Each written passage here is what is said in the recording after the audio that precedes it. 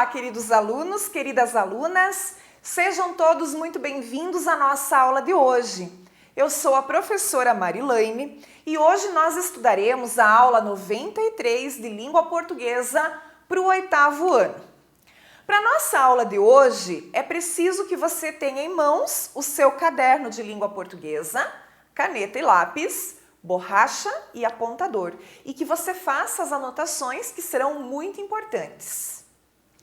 E o assunto a ser estudado hoje será o emprego do substantivo.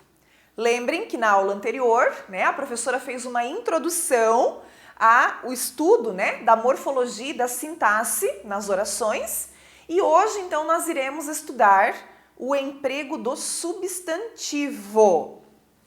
Nossos objetivos são revisar a classe gramatical do substantivo e conhecer o emprego sintático do substantivo. Então vamos lá, Então lembrando que você já estudou lá no 6º ano o que é um substantivo, Então aqui a professora vai fazer apenas uma retomada para que você lembre desta classe gramatical. Então o substantivo é uma classe de palavras que dá nome aos seres, dá nome às coisas e a tudo que está ao redor das pessoas. Então, tudo que tem nome, eu vou chamar de substantivo. Muito bem.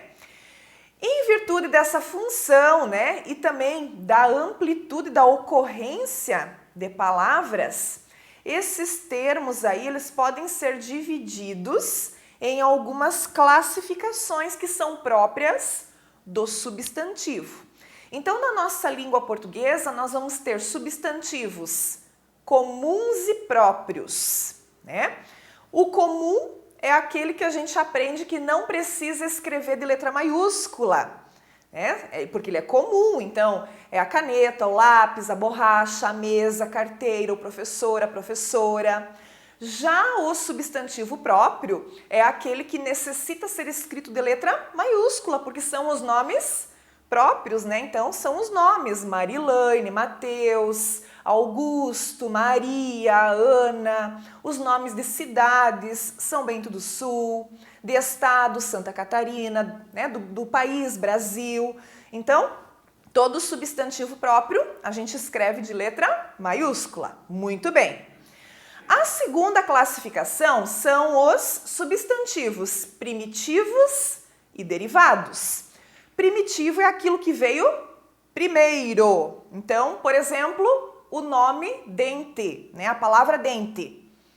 Ela surgiu antes da palavra dentista, Então, dentista é um substantivo derivado. Ok. Temos também a classificação em simples e composto.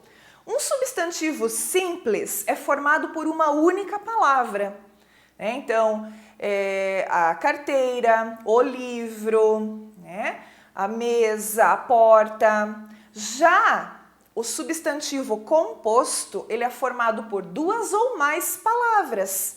E aí nós vamos ter o guarda-chuva, o guarda-roupa, o girassol, o pé de moleque e assim por diante. E ainda temos os substantivos concretos e abstratos. Concretos são aqueles que possuem existência própria.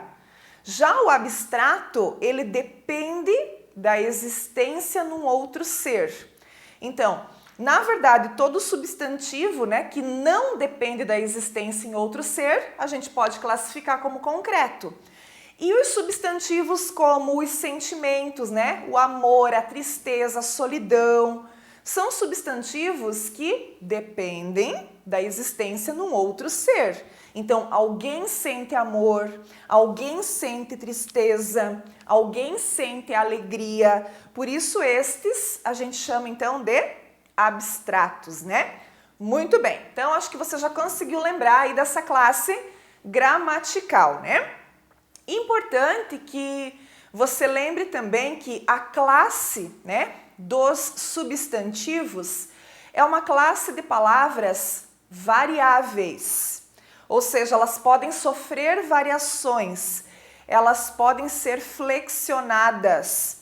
de acordo com o seu gênero. Então, a gente vai ter masculino e feminino, né? Por exemplo, o professor, a professora, o menino, a menina. Também em número, singular e plural, professor, professores, menino, meninos, menina, meninas, né? E também em grau diminutivo e aumentativo. Então, menininho, meninão, né? Tem aí também o grau. Então, se ele pode ser flexionado, a gente chama de classe variável, né? Variável é porque varia.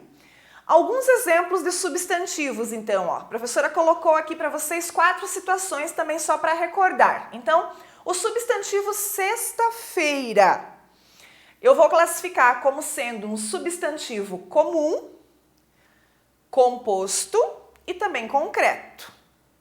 Goiânia, que é o nome de uma cidade, né?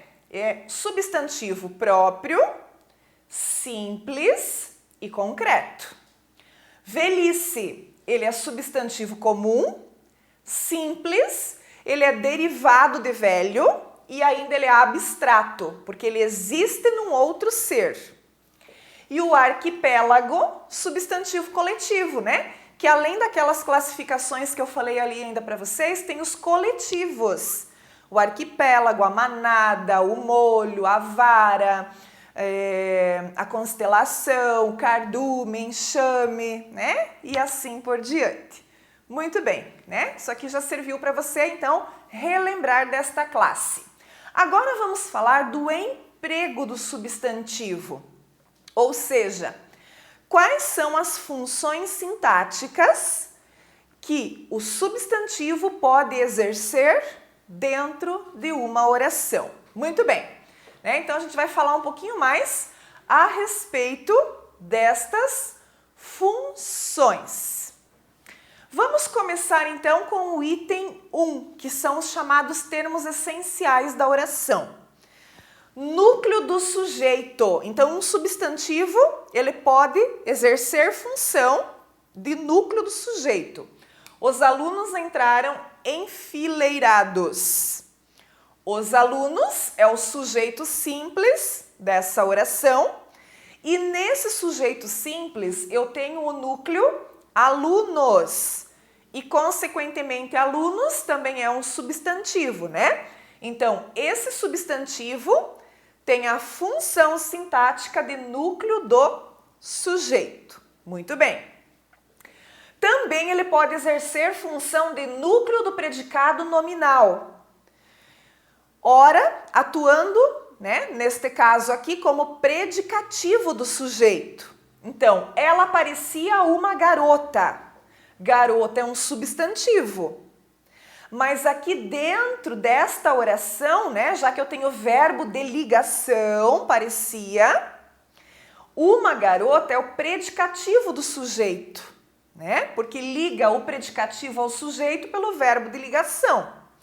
Nesse predicativo do sujeito, eu tenho a palavra garota, que é substantivo e que é o núcleo do predicado nominal. Lembrem, né, que quando eu tenho o verbo de ligação, o predicado ele é nominal, né? A gente já estudou isso na predicação verbal. Também como núcleo do predicado verbo nominal. Lembrem que o verbo nominal é quando junta os dois, né? Eu vou ter um verbo como núcleo e um nome como núcleo. Então, nesse caso aqui, da letra A, o substantivo está atuando como predicativo do sujeito. Então, olha lá, os bombeiros foram aclamados heróis. Heróis é um substantivo, né? Mas a função sintática dentro dessa oração é um predicativo do sujeito. Por quê? Porque está qualificando, está caracterizando o sujeito, os bombeiros, ok?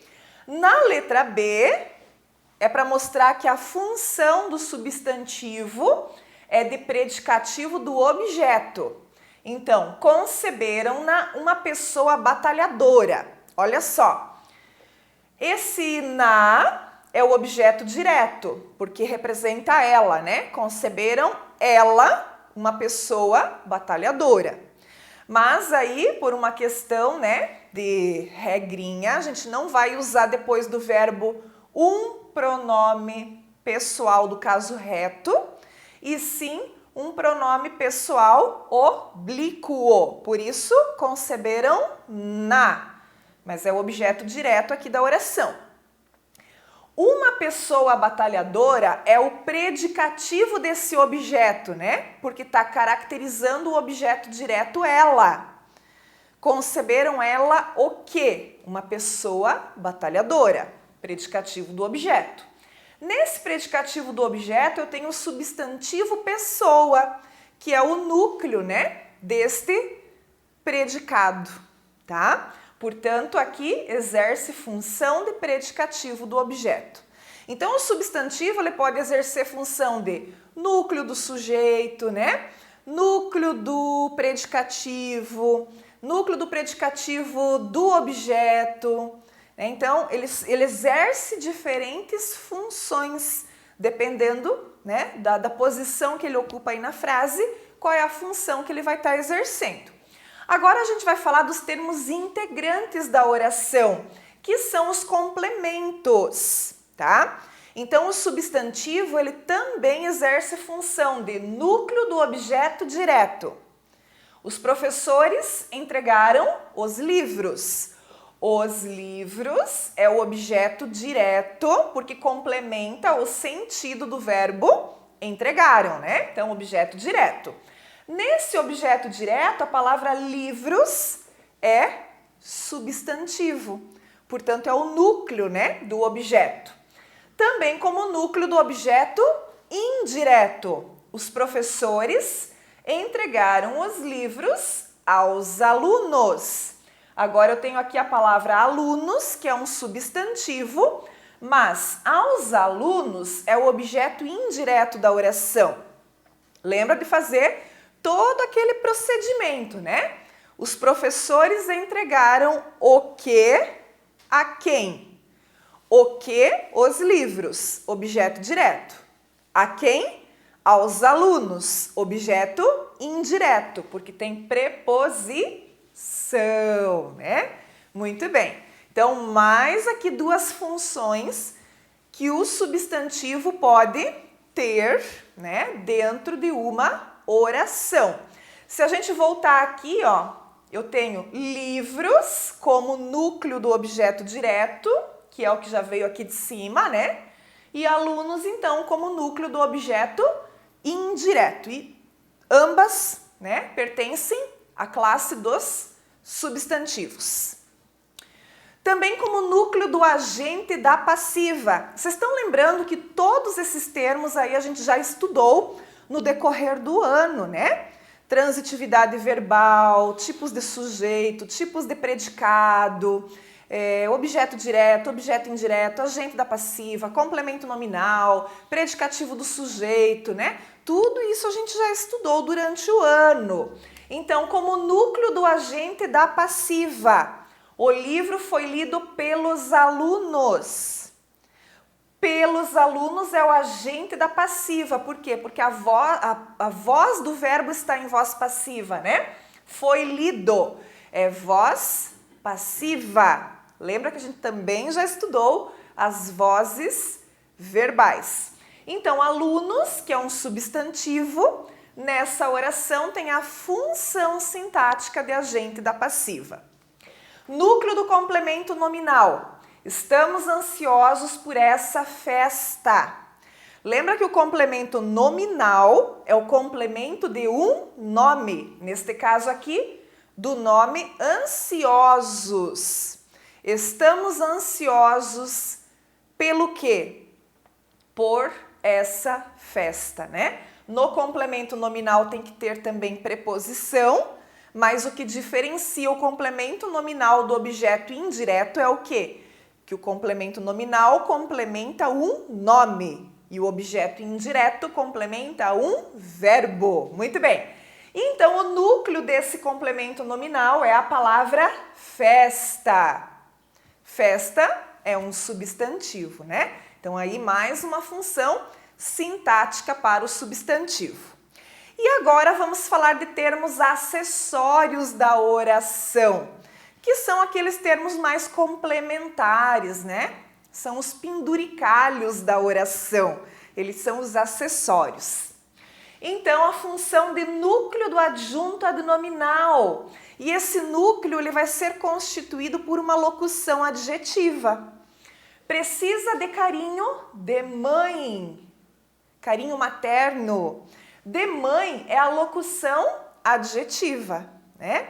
A palavra mãe é um substantivo e ela é o núcleo do adjunto adnominal, certo? Que neste caso aqui, o adjunto adnominal é formado por uma locução adjetiva. Também como núcleo do adjunto adverbial. Uma vez constituído, então, por uma expressão adverbial. Iremos ao cinema. Ao cinema é o adjunto adverbial de lugar. Olha aqui qual é a palavrinha núcleo, cinema, que também é um substantivo. Então veja que ele atua como núcleo, né?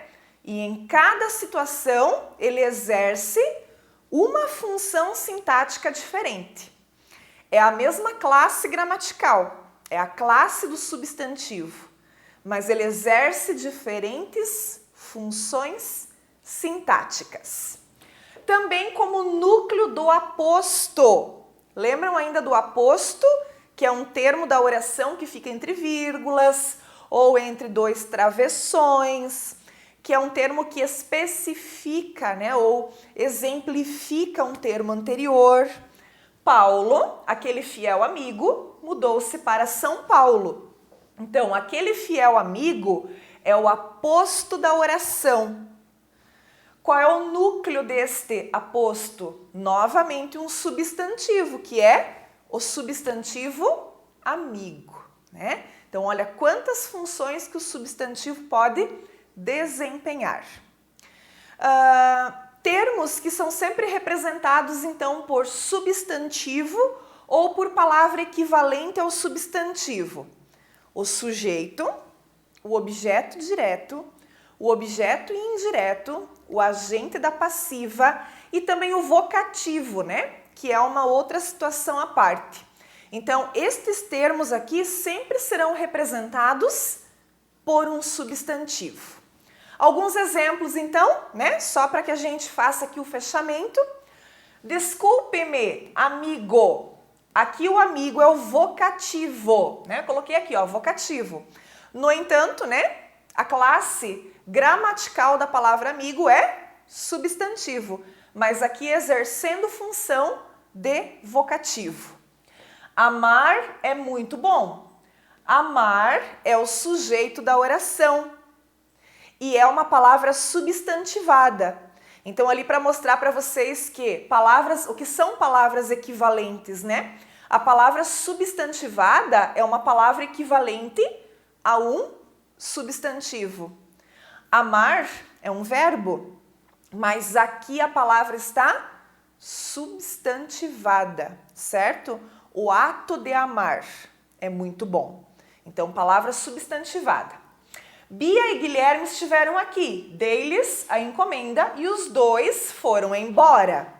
Vamos ver tudo que tem nessa oração. Bia e Guilherme, sujeito composto da oração, são substantivos próprios, né? Então, a função sintática destes dois substantivos é de sujeito da oração. O lhes, que é o objeto indireto da oração, dei o que a quem? Dei a eles a encomenda, né? A eles, a Bia e Guilherme. Por isso, objeto indireto. Esse objeto indireto representado por um pronome oblíquo, a gente chama então de pronome substantivo, que também é uma palavra equivalente ao substantivo. Da mesma forma, os dois. Os dois passou a ser sujeito do verbo foram, Quem foi embora? Os dois, né? Passou a ser sujeito aqui. Esse termo, essa expressão, ela é formada por um numeral substantivo, né? Então, dois não é somente um numeral, mas sim um numeral substantivo, porque está no lugar de um substantivo. Quem são os dois? Bia e Guilherme, ok? Então, aqui só para a gente, né, finalizar as funções do substantivo e de que forma que ele pode aparecer, né, em diversas situações, em diversas orações. Muito bem, pessoal, então vamos agora aos exercícios, né, desta primeira etapa, que trabalhou então com a função sintática do substantivo. Muito obrigada pela atenção e a gente se vê nas próximas aulas. Até mais!